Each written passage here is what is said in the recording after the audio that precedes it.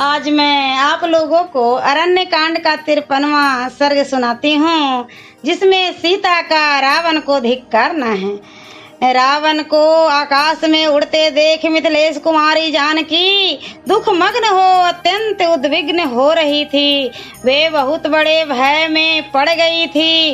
रोष और रोदन के कारण उनकी आंखें लाल हो गई थी।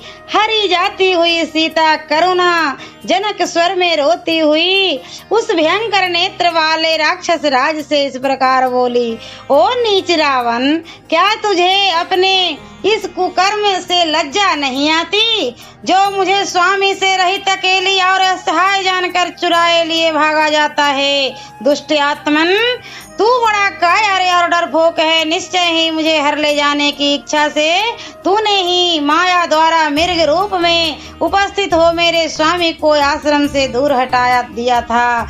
मेरे ससुर के सखा वे जो बूढ़े जटायु मेरी रक्षा करने के लिए उद्यत थे, उनको भी तूने मार गिराया। नीच राक्षस, अवश्य तुझ में बड़ा भारी बल दिखाई देता है।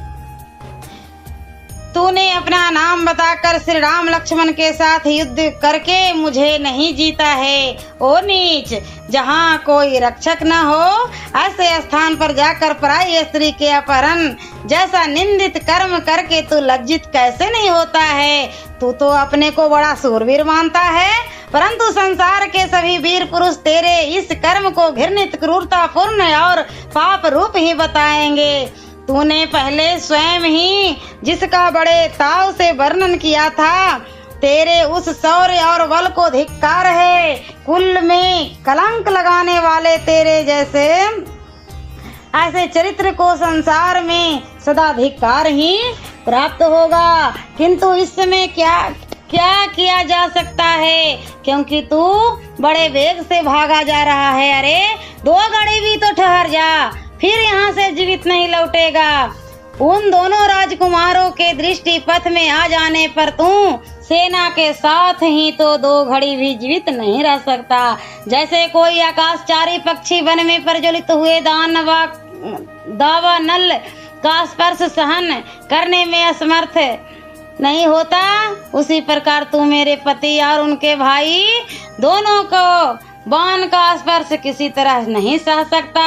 रावण, यदि तू मुझे छोड़ नहीं देता है तो मेरे तिरस्कार से कुपित हुए मेरे पति देव अपने भाई के साथ चढ़ आएंगे और तेरे विनाश का उपाय करेंगे। अतः तू अच्छी तरह अपनी भलाई सोच ले और मुझे छोड़ दे, यही तेरे लिए अच्छा होगा। नीच, तू जिस संकल्प या अभिप्राय से बलपूर्वक मेरा हरण करना चाहता है, तेरा वह अभिप्राय व्यर्थ होगा। मैं अपने देवोपम पति का दर्शन न पाने पर शत्रु के अधीनता में अधिक काल तक अपने प्राणों को नहीं धारण कर सकूंगी। निश्चय ही तू अपने कल्याण और हित का विचार नहीं करता। जैसे मरने के समय मनुष्य स्वास्थ्य के विरोधी पदार्थों का सेवन करने लगता है, वही दशा तेरी है। प्रायः सभी मरणासन मनुष्यों को पथ नहीं रुचता। निशाचर, मैं देखती हूँ तेरे गले में काल की फांसी पड़ चुकी है, इसी से इस भय के स्थान पर भी तू निर्भय बना हुआ है।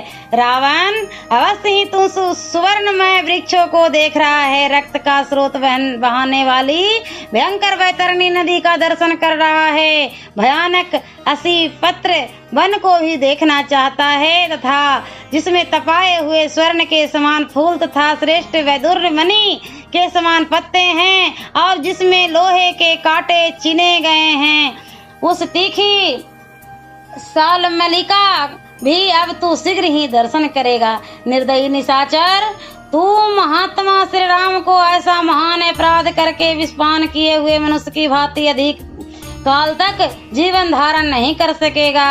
रावण, तू अटल काल पास में बांध गया है। मेरे महात्मा पति से बचकर तू कहाँ जाकर शांति पा सकेगा, जिन्होंने अपने भाई लक्ष्मण की सहायता लिए बिना ही युद्ध में पलक मारते मारते 14,000 राक्षसों का विनाश कर डाला।